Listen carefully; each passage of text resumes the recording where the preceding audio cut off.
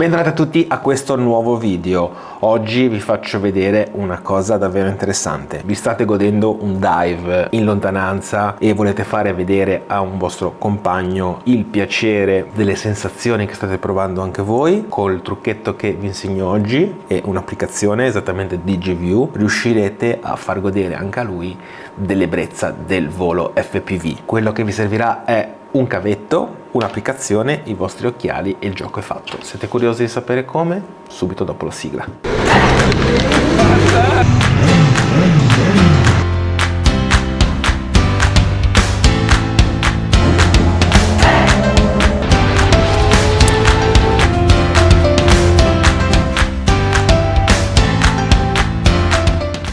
Ok ragazzi, come anticipato prima, quello che vi servirà è il vostro drone, una batteria, i vostri occhiali con la loro batteria, il radiocomando per non farci molestare col beeper dal drone, poi un tablet o il cellulare o quello che avete in quel momento e l'applicazione DigiView. Per ultimo, ma non di importanza, perché come vedrete sarà la cosa più difficile da trovare, un cavetto compatibile per trasmettere i dati dai vostri occhiali al vostro dispositivo. Qui come vedete io mi sono procurato prima un cavo OTG USB Type-C e poi ho trovato questo cavetto non senza difficoltà da attaccare agli occhiali, quindi questo OTG andrà attaccato al nostro dispositivo e questo qua andrà attaccato ai nostri occhiali. Sto ancora cercando il cavetto definitivo, ovvero USB-C tutte e due, da attaccarlo direttamente senza la connessione USB. Appena riuscirò a trovare quello giusto, mi ci sto dedicando notte e giorno, ve lo lascio il link in descrizione, solo esclusivamente un cavetto che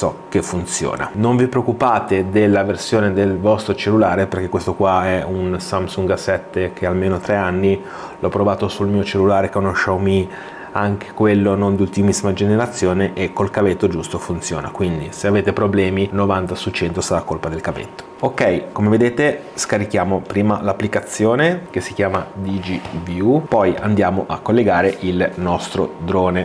Prima radiocomando. Welcome to Mambo. Ok, una volta acceso il radiocomando possiamo accendere il drone. Accendiamo i nostri occhiali, controlliamo che sia partito tutto, abbiamo la nostra visione, perfetto. Non ci resta altro che attaccare il cavetto nel modo giusto. Ok, come vedete dovrebbe riconoscervi subito l'intenzione degli occhiali è trasmettere a un'applicazione interna. Ovviamente ci suggerisce già l'applicazione DigiView. Noi facciamo ok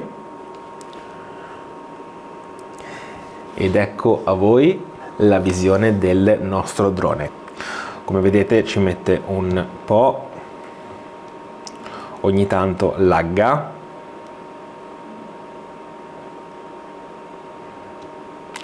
E ora vi faccio vedere anche di quanto.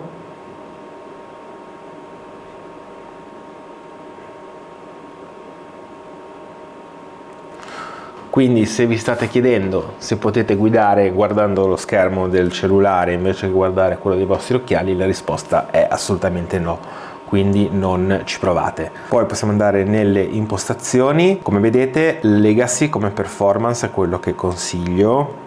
Poi vabbè, ognuno può decidere quello che vuole. Questo vabbè ovviamente per mandare comunque delle notifiche se crash l'applicazione, visto che è gratis e devono svilupparla ancora, più la sviluppano meglio è per noi, quindi la teniamo spuntata. Full screen, molto comodo. Il DigiView watermark, questo se volete registrarlo vi conviene toglierlo, così magari se fate delle riprese direttamente dal vostro dispositivo non si vede, oppure decidete un po' quello che volete.